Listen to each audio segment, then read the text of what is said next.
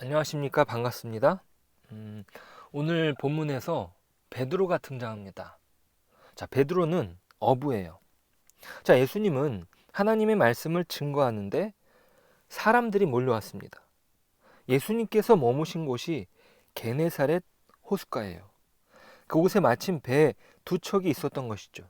어부들은 배에서 나와 그물을 싣고 있습니다. 그 중에 베드로도 있었던 것이에요. 밤새 조업을 하고 다음 날을 준비하는 것이었죠. 밤새 헛구물질을 하고 무거운 마음이었습니다. 내일에 대한 막연한 기대로 그물을 싣고 있었던 것이죠. 자, 그런데 예수님께서는 잠시 배를 빌리자고 하십니다. 사람들이 몰려드니 말씀하실 장소가 여의치 않고 배를 띄워 사람들에게 말씀을 전하기 위함입니다. 마침 잡은 고기도 없었으니 그렇게 예수님의 부탁을 들어드릴 수 있었던 것이죠. 자, 그리고 예수님께서는 말씀을 마치시고 시몬에게, 베드로에게 이렇게 말씀하십니다. 말씀을 마치시고 시몬에게 이르시되 깊은 데로 가서 그물을 내려 고기를 잡으라. 예수님께서 무슨 의도였는지 모르겠지만 그 배가 밤새 고기를 잡지 못하여서 노는 배였지만 우리 주님께서 그 배를 이용하셨기에 그 쓴 값을 치르기 위해서 그렇게 하셨는지 모르겠습니다. 하지만 그 시간은 시몬 베드로를 부르시기 위한 과정이었습니다. 자, 예수님께서는요, 나사렛 출신입니다. 목수이시죠. 나사렛은 이 목수로 지내기에 좋은 산간 지방입니다. 약간의 분지로 호숫가는 아니에요. 적어도 뱃일에 대해서는 베드로만큼은 아니었습니다. 예수님은 어떤 인간으로 오셔서 목수로 생활하셨어요. 물에 대해서는 전혀 모르신다고 해도 과언이 아닙니다. 자, 그런데 예수님께서는 깊은 데로 가서 그물을 내리라고 하십니다. 전혀 상식에 맞지 않는 말씀이었던 것이죠.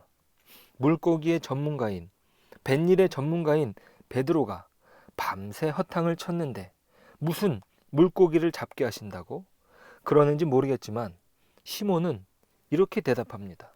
선생님, 우리들이 밤이 새도록 수고하였을 때 잡은 것이 없지만 말씀에 의지하여 내가 그물을 내리리이다.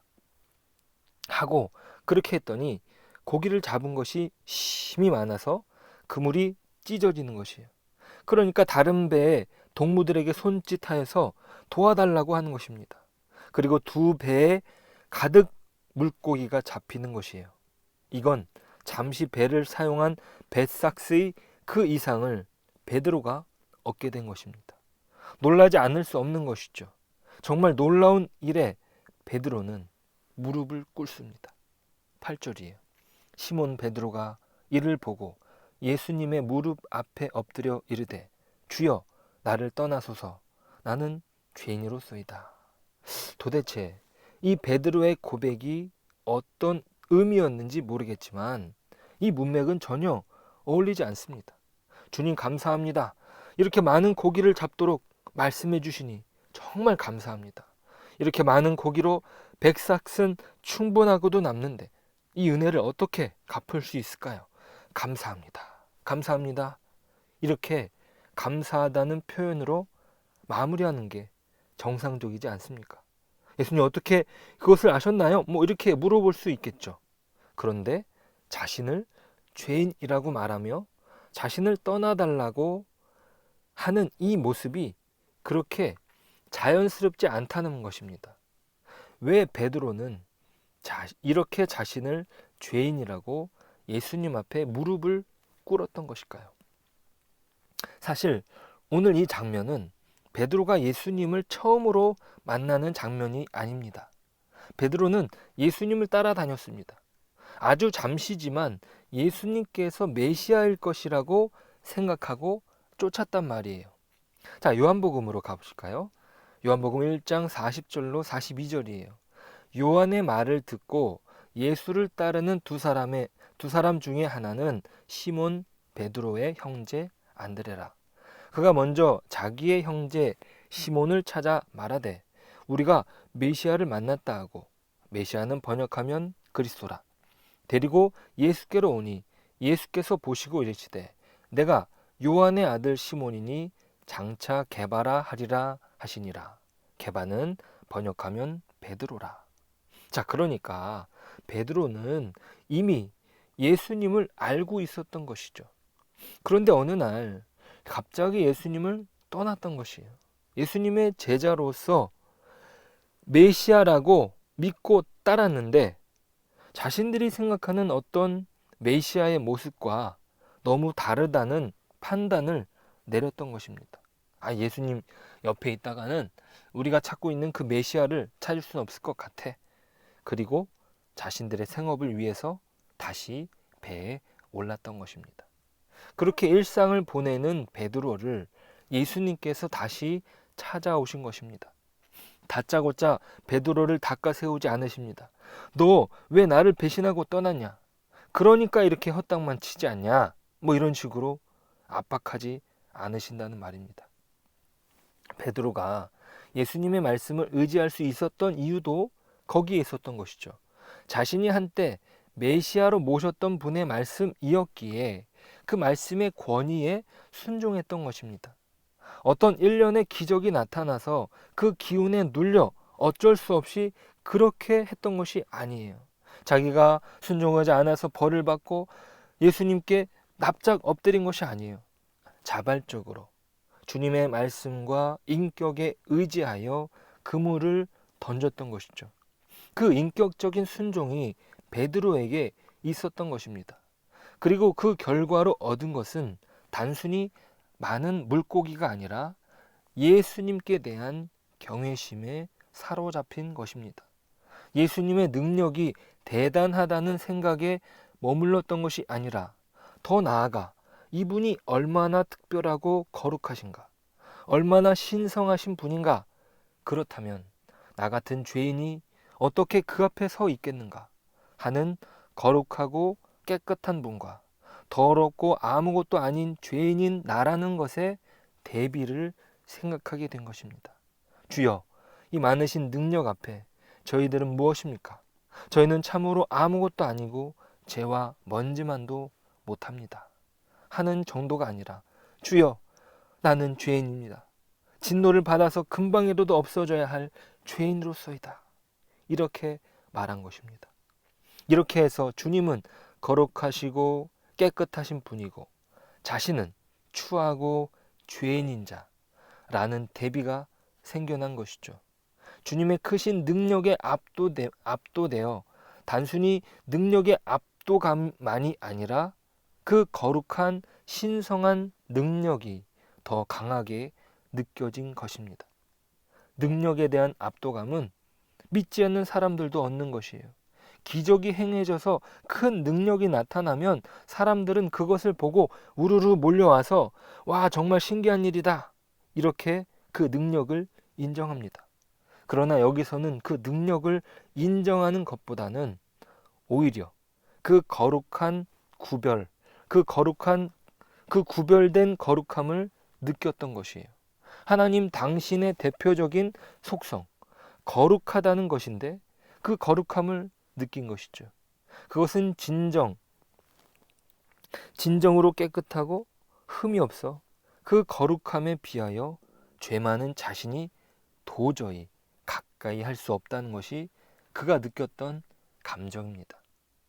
욥도 이렇게 하나님을 뵙고 이렇게 고백하지 않습니까? 욥기 42장 5절에서 6절이에요. 내가 주께 대하여 귀로 듣기만 하였사오나 이제는 눈으로 주를 배움나이다. 그러므로 내가 스스로 거두어 드리고 티끌과 제 가운데에서 회개하나이다.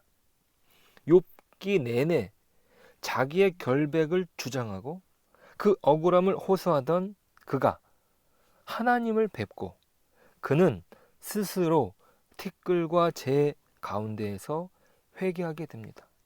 하나님 앞에서 자신의 죄를 생각하게 된 것이죠. 신성하고 거룩한 주님을 만날 때 사람의 심정은 참으로 예배하게 됩니다. 주여, 저를 떠나소서. 저는 죄인입니다. 이것은 감히 주님의 곁에 어떻게 가까이 설 수 있겠습니까? 저 같은 것이 무엇이기에 가까이 가겠습니까? 라는 주님에 대한 경외감이요.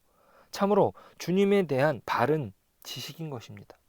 그렇게 두려움에 자신의 주님에 대한 경외감에 떨고 있을 때 주님께서 말씀하십니다. 10절이에요. 세베대의 아들로서 시몬의 동업자인 야고보와 요한도 놀랐습니다. 예수께서 시몬에게 이르시되 무서워하지 말라. 이제 후로는 내가 사람을 취하리라 하시니. 두려워하지 말라고 하십니다. 그리고 사람을 낚는 어부가 되게 하신다고 자신을 쫓으라고 하십니다. 오늘 누가복음에서 이제 후로는 내가 사람을 취하리라고 하시죠. 그리고 그들은 모든 것을 버려두고 예수를 따릅니다. 예수님께서 제자들을 부르시는 방법은 참으로 인격적입니다. 옳은 일이라고 하여서 압박하지 않으십니다. 어떤 율법이나 순종 목록을 들이밀지도 않으십니다. 그가 깨달을 때까지 시간을 주시죠. 무엇을 깨달을 때까지인가요? 자신이 죄인이라는 것. 주님을 만날 수 없는, 주님과 가까이 할 수 없는 죄인이라는 사실을 깨닫게 된 것이죠. 예수님은 우리가 당신을 필요로 하거나 당신에게 간청했기 때문에 오신 것이 아니라 우리가 아직 예수를 알지 못했던 죄인 되었을 때 우리의 몸으로 우리의 자리에 찾아오심으로 하나님이 우리를 사랑하신다는 것을 역사로서 보여주신 것입니다. 그것이 바로 인간의 역사이며 하나님의 역사입니다. 우리가 존귀한 존재라는 것, 하나님이 사랑하는 존재라는 것을 실제로 육체로 우리의 현실에 찾아오심으로 우리에게 그 사실을 알리시는 것이죠. 베드로가 얘기한 대로 주여 나를 떠나소서 나는 죄인입니다는 우리가 너무나 귀한 분을 우리의 처참한 환경에서 마주했을 때 하는 반응 아닙니까? 우리가 돼지우리에 있다고 생각해 보십시오. 이 안에 들어오실 수는 없습니다 라는 것은 우리의 당연한 우리의 형편과 찾아오신 분의 신분의 차이, 영광의 차이에서 오는 당연한 반응입니다. 아니다. 나는 안락 의자에 앉으러 온 것이 아니다. 너의 대접을 받으러 온 것이 아니라 너를 만나러 왔다. 문을 열어라. 이렇게 들어오시는 것입니다. 베드로가 거기에 항복하는 것이죠. 자, 우리는 예수를 믿으면서 사실은 이 하나님의 찾아오심에 대하여 대단히 잘못 이해하고 있습니다. 우리는 예수를 믿는 것이 옳고 그른 것의 문제이고 선택의 문제이고 무슨 능력의 문제이고 진심의 문제이고 이렇게 자꾸 어떤 명분과 개념 이상 어떤 율법, 규칙 이런 것으로 자주 그 가치를 오해합니다. 실제로 예수님께서 하신 일이나 예수로 인하여 그 앞에 무릎을 꿇게 된 하나님의 백성들의 해야 될 일이 무엇이냐 하면 현실을 면제받는 것이 아니라 주께서 찾아오신 나라는 존재가 나와 함께 누구를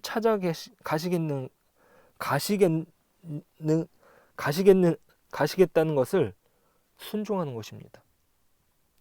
우리는 사실 신앙생활하면 가장 크게 신앙이라는 이름으로 상대방을 통제하려고 합니다. 그 마음에 들려고 하죠. 왜 예수를 그렇게 믿느냐? 너 왜 기도 안 하느냐? 왜 열심히 안 사냐? 봉사 안 하냐? 왜 인상 쓰고 있냐? 왜 화를 내냐? 이건 다 무슨 얘기냐면 나 편하게 너 나 거스르는 행동 좀 하지 마라에 불과합니다. 상대방의 존재와 가치는 없고 나 좋자고 상대방에게 명분을 걸고 덤비는 것이죠.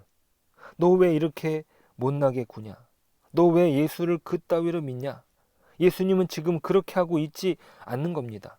밤이 새도록 수고한 베드로에게 찾아오시는 거죠. 거기에 너 왜 이따위로 하냐가 없습니다. 그 자리까지 오신다고요.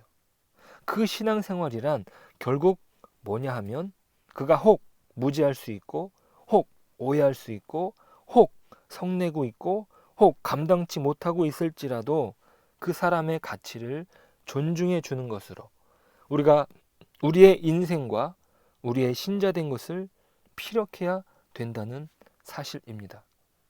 우리는 베드로처럼 예수님께서 먼저 찾아오셔서 우리가 누구인지 알게 됐습니다.